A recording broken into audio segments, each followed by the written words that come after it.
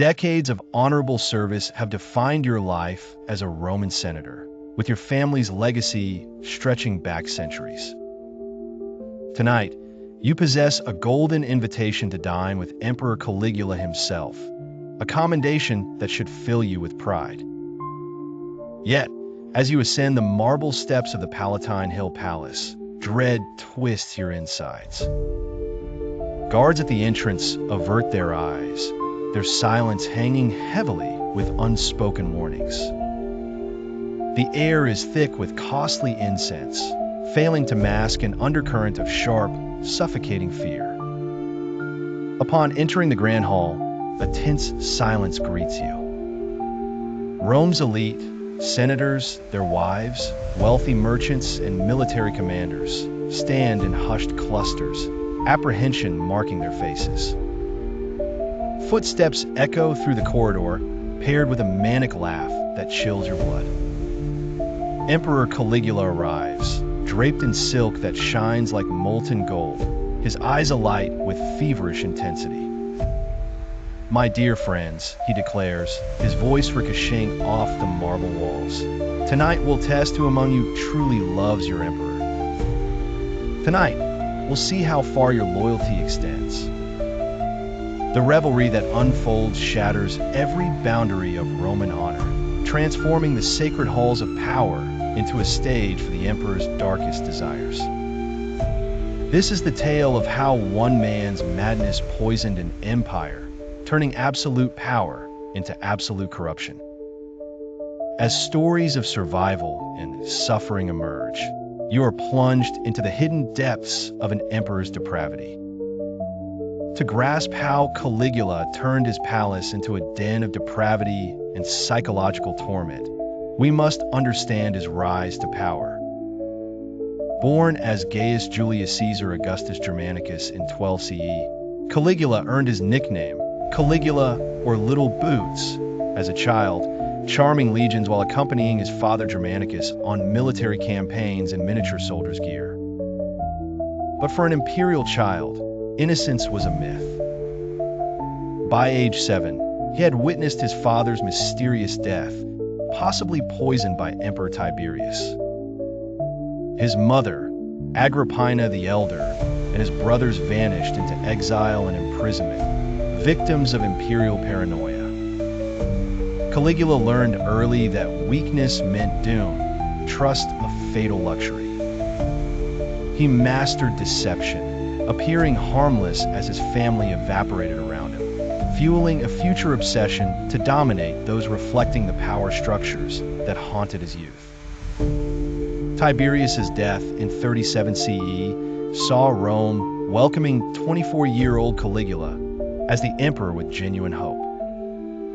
The promising son of Germanicus appeared as a fresh start after Tiberius's paranoid reign. For 7 months, Caligula proved hopeful, recalling exiles, rewarding the Praetorian Guard with bonuses, hosting lavish public games. But soon, something shifted, turning the imperial palace from a governance seat into a playground for perverse fantasies. Late in 37 CE, Caligula fell gravely ill with a brain fever, paralyzing the empire. Some historians suggest lasting brain damage from the illness, while others argue it merely unveiled his fragile mask of sanity, revealing darker urges. Upon recovery, those closest noticed an immediate change. The promising ruler transformed into one unfettered by reality or morality. The shift began subtly: extravagant spending, odd behaviors in private, erratic decrees. But behind palace doors, a sinister transformation occurred. Caligula realized, post-illness, that his imperial power allowed unchecked actions toward anyone.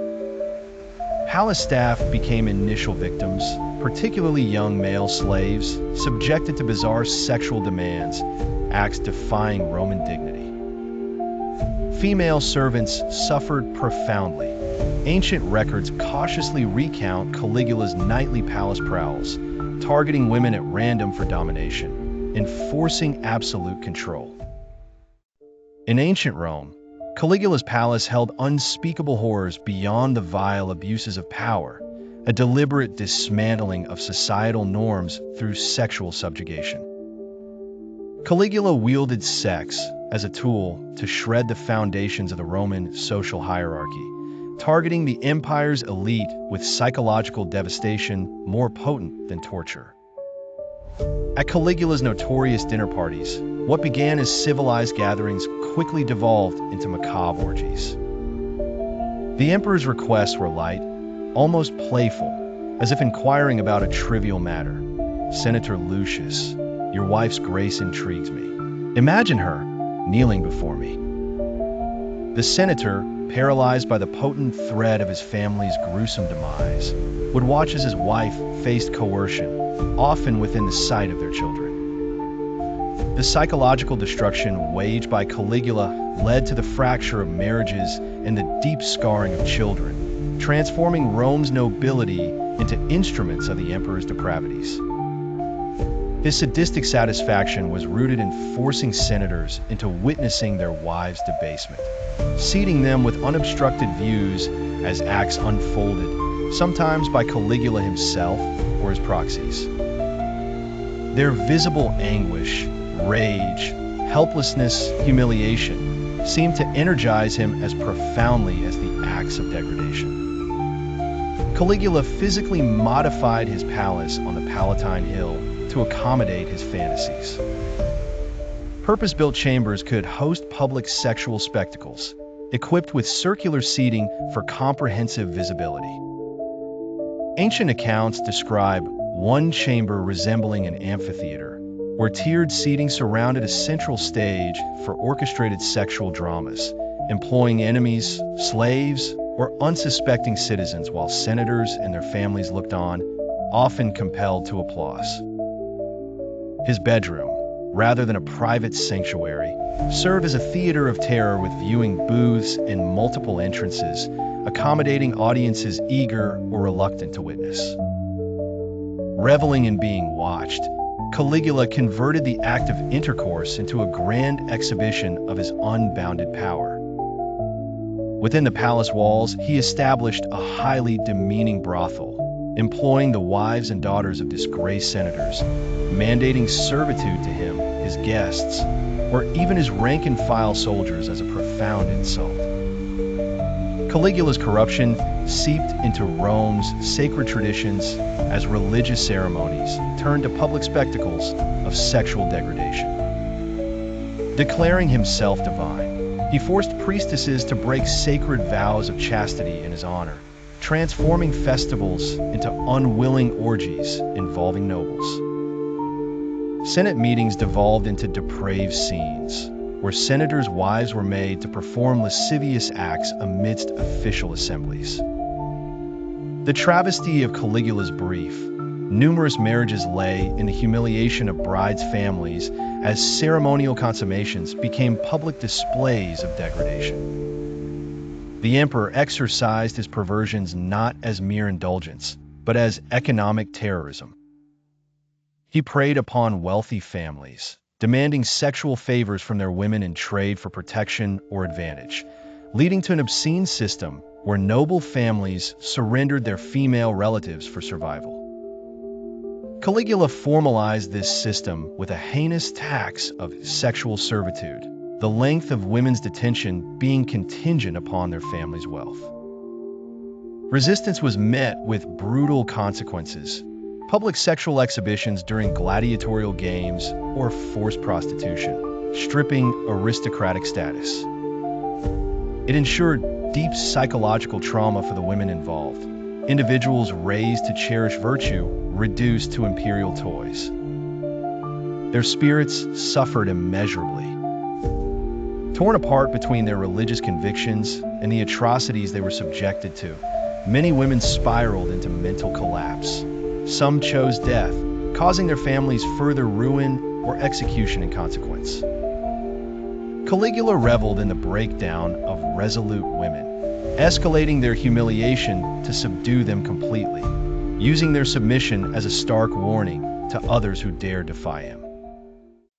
In the shadowed corridors of history, Few figures are as haunting as Caligula, Rome's infamous emperor whose reign of terror twisted the fates of many, leaving a legacy of anguish and caution.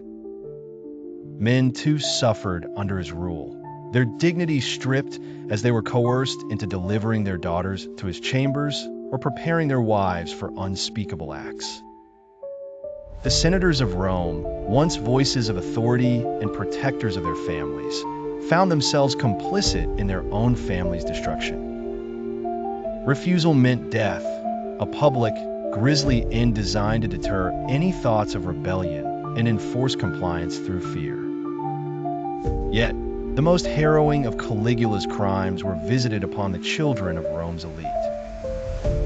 Forced into acts far beyond their comprehension, their innocence stolen, these young minds bore the silent trauma of their abuse, destined to grow into adults strained by twisted perceptions of power and intimacy. This generational curse left many unable to cultivate healthy relationships, with some even perpetuating the cycle of abuse they had once suffered. By 40 CE, Caligula's depravity knew no bounds.